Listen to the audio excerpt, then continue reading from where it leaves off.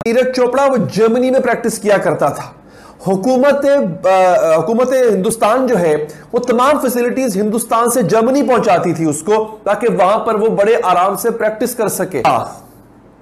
मैदान में जाता है उसके साथ कौन कौन है, सोचिएगा। दिमाग का डॉक्टर, हड्डियों का doctor, physician, psychotherapist, sports psychologist, ये वो लोग थे जो नीरज चोपड़ा के साथ थे, जो उसको हौसला दे रहे थे, जो उसकी दिमागी तौर पे उसकी ट्रेनिंग कर रहे थे।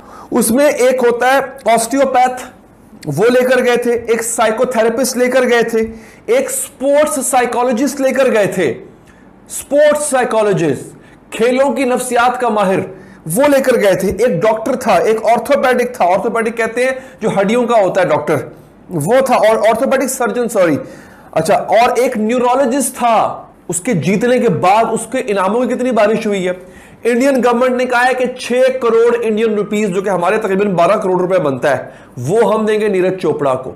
स्टेट ऑफ पंजाब ने कहा है कि जनाब हम आपको देंगे तकरीबन 2 करोड़ इंडियन रुपीस, जो कि पाकिस्तानी 4 करोड़ रुपए बनता है। साथ बेशुमार इनामात की बारिश, सेलिब्रिटीज ने इनामात की बारिश कर दी नीरज चोपड़ा पे।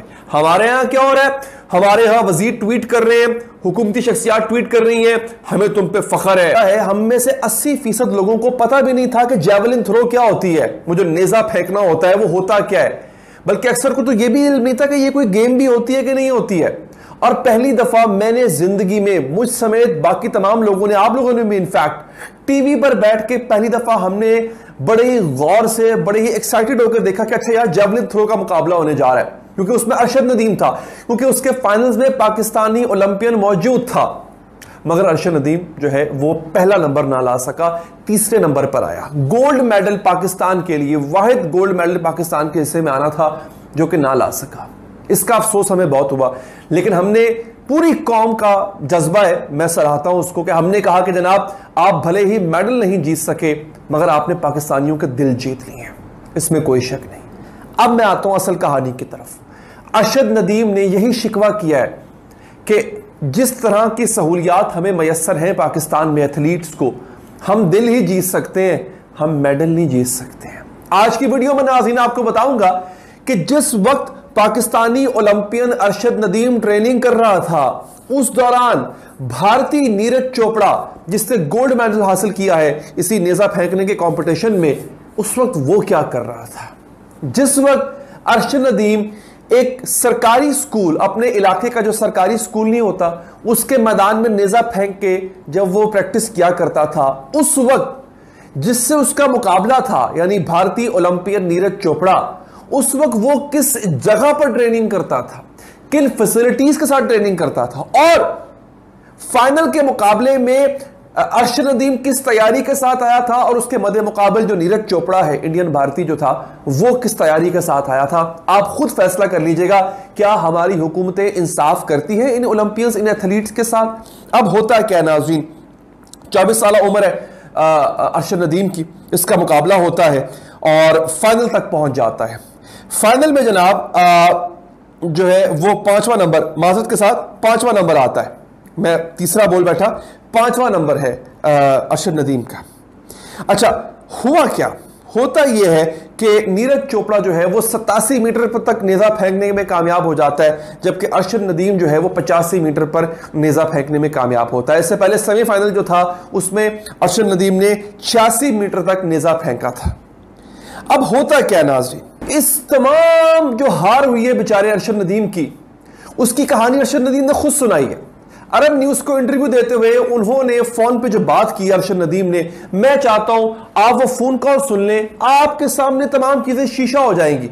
फिर वो जो मैंने आपको कहा ना कि मैं आपको कंपैरिजन दिखाऊंगा, वो कंपैरिजन दिखाऊंगा आपको नीरज चोपड़ा में और अरशद नदीम में, जरा सुनिए। मैं अपना पाकिस्तानी कौम का भी शुक्रिया अदा करता हूँ, अपनी गवर्नमेंट का भी शुक्रिया करता हूँ। कौम ने मेरा कंपटीशन देखा है, क्वालिफाई राउंड भी देखा है, फाइनल भी देखा है, तो मैं अपने आप से बहुत शर्मिंदा हूँ कि मैंने अपना जो दुआएं थी मेरे साथ, जो चाहते थे उस पर मैं पूरा नहीं उतरा, तो इसलिए मैं खुद से डिसहार्ट हूँ। पाकिस्तान में टैलेंट बहुत ज्यादा है और दूसरी बात फैसिलिटी की जाए तो वो बहुत कम है। इस पे वैसे वर्क करना चाहिए। नाज़रीन, अरशद नदीम के जो कोच है उन्होंने कहा है कि अरशद नदीम के टैलेंट में मसला नहीं था, उनकी थ्रो इससे भी आगे की है। वो एंजाइटी का शिकार हो गए थे, घबरा गए थे। अब आप सोचेंगे घबरा क्यों गए भाई, पूरी कौम उनके साथ थी। और मेरे भाई, पूरी कौम को तो पता भी नहीं था अरशद नदीम कौन है। सेमीफाइनल से पहले तो हमें यह नहीं पता था कि जेवलिन थ्रो भी कोई चीज होती है, नेजा फेंकने का मुकाबला भी कोई चीज होती है। पूरी कौम ने बाद में साथ देना शुरू किया। अब मैं आपको बताता हूं हुआ क्या। होता यह है कि अरशद नदीम अपने मियां चन्नू के रहने वाले हैं। मियां चन्नू के एक गांव में वो बंदा प्रैक्टिस करता था यार, जबकि उसके मुकाबले में नीरज चोपड़ा वो जर्मनी में प्रैक्टिस किया करता था। हुकूमत हिंदुस्तान जो है वो तमाम फैसिलिटीज हिंदुस्तान से जर्मनी पहुंचाती थी उसको, ताकि वहां पर वो बड़े आराम से प्रैक्टिस कर सके। मैदान में जाता है उसके साथ कौन कौन है, सोचिएगा। देखने वाला नहीं था। नीरज चोपड़ा के साथ देखिए कौन था जनाब, नीरज चोपड़ा के साथ था। अब ये मैं नहीं कह रहा हूं, ये जो कोच है जो अरशद नदीम के साथ गए हैं, उन्होंने लिखा कि did you see the Indian contingent, क्या आपने वो जो भारतीय वफ्द है आपने वो देखा? कौन कौन था उसमें, सुनिएगा जरा। उसमें एक होता है ऑस्टियोपैथ, वो लेकर गए थे, एक साइकोथेरेपिस्ट लेकर गए थे, एक स्पोर्ट्स साइकोलॉजिस्ट लेकर गए थे।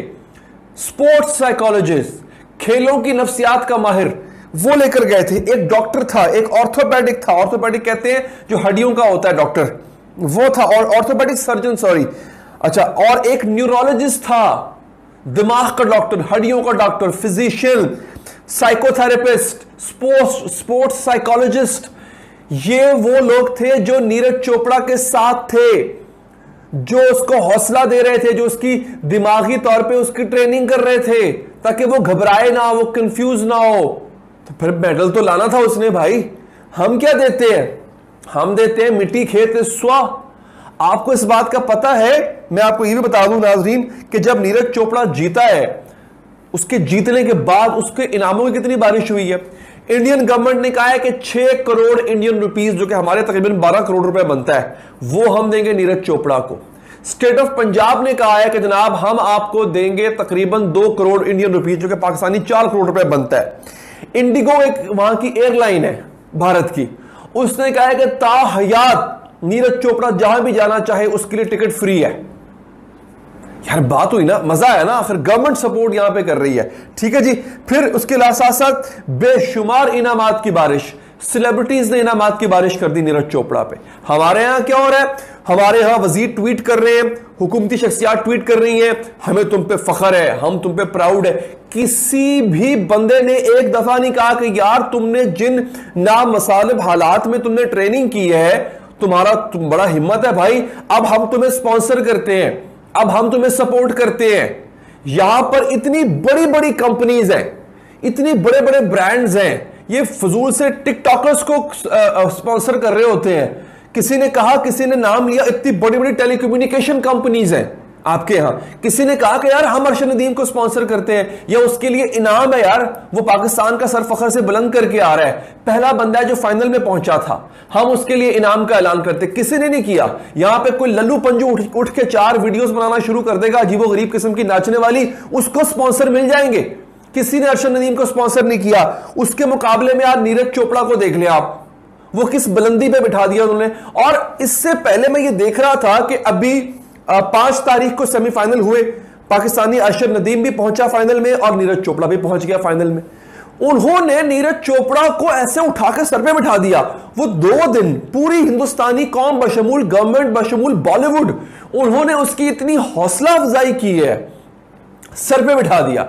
हमें अरशद नदीम सिर्फ ट्विटर पे या फेसबुक पे उसके 2-4 पोस्टर नजर आती थी लोगों की, यार हम तुम्हारे साथ हैं। यार क्या साथ हो भाई?